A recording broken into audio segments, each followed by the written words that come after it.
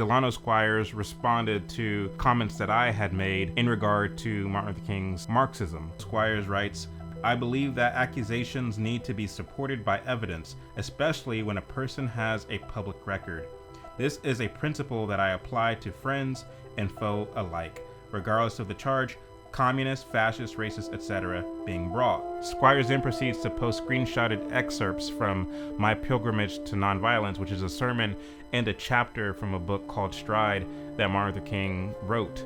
The point of these screenshots is to show that Martin Luther King wasn't a communist, because here he is articulating how Christians can't be communists. The problem is, those aren't Martin Luther King's words. He plagiarized them, which begs the question, why would a Christian pastor who genuinely detested communism try to pass someone else's words as his own in order to denounce communism? If communism is a hollow and deceptive philosophy, and the Bible teaches us that the Holy Spirit will give us the words to say to articulate how these hollow and deceptive philosophies are wrong, why wouldn't King, out of his passion for Christianity, use his own words to denounce communism? His plagiarism smacks of insincerity. Of course, he's not going to use his own words to denounce a philosophy that he actually agrees with. When it comes to Marxists, you have to understand that they're skilled utilitarian tacticians.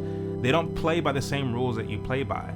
You have to understand that it's not too far-fetched for them to pretend to be something that they're not, to pretend to be pro-American, to pretend to be Christian, to pretend to be whatever the case may be, so as to implode whatever it is they wish to infiltrate from the inside. They wrote about this in great detail in the Communist Commentaries dating as far back as 1920. Squires did ask me for evidence of King's plagiarism, which actually isn't that hard to produce. One has to look no further than volume 4 of the King Papers. Page 39. In addition to soliciting materials from associates, King also appropriated texts and ideas from unacknowledged sources, i.e. plagiarism, a practice that he had used to compose many of his sermons and graduate school papers. In the chapter tracing his pilgrimage to nonviolence, King adopted phrases and illustrations from an essay by a prominent and well-respected minister to explain his own early attraction to and ultimate rejection of Marx. The name of that minister, as explained to Delano Squires, was Robert J. McCracken. You can read even further down. At King's request, Kelsey, Levison, who was a communist, Rustin, who was a communist, provided additional material and suggestions for the discussion of the philosophy and practice of nonviolence. In other words, these men who were communists were the ones who wrote King's speeches, his sermons, his books, and basically put the words in his mouth that made him this great orator and speaker who we all love and respect today. I have a dream. So let's slow all this down and think about this for a moment. Communism as a philosophy and idea is antithetical and hostile to the American idea and to God. And so why would a Christian pastor who's supposed to be devoted to Christ trust communists to write his speeches, to write his books, to write his sermons? Why would a Christian pastor allow that? And not only that, how is it that these communists were able to write such speeches and sermons that was able to convince even conservatives, even Christians, that Martin Luther King was a good guy, that he was on our side, that he only wanted what was best for the country?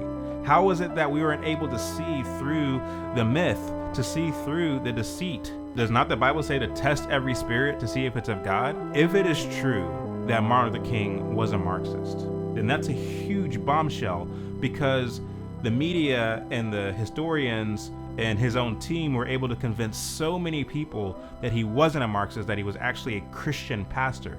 That's quite troubling, because if it's true that Martin Luther King was in fact a Marxist, then that is the biggest Trojan horse story of our time. It's important to understand the tactical and subversive ways that these deadly philosophies and ideas were able to spread in the church, in the American society. It's important to understand that, because for many of us, we think that a communist is a purple-haired liberal with a hammer and sickle tattooed somewhere on their body, screaming in the streets. That's our idea of what a communist is. God forbid it's the pastor in our church. God forbid it's the librarian at our local library.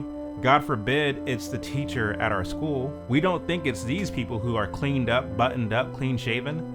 We think it's the crazy liberals out in the street. So when you're not looking at what communism actually is, how subversive it is. Those who disseminate it are all too willing to blend in with your culture, to camouflage with your community so as to win your trust, get into your good graces, and to implode your organization, your group, your community from within. These people are genuinely passionate about building their globalist Marxist utopia.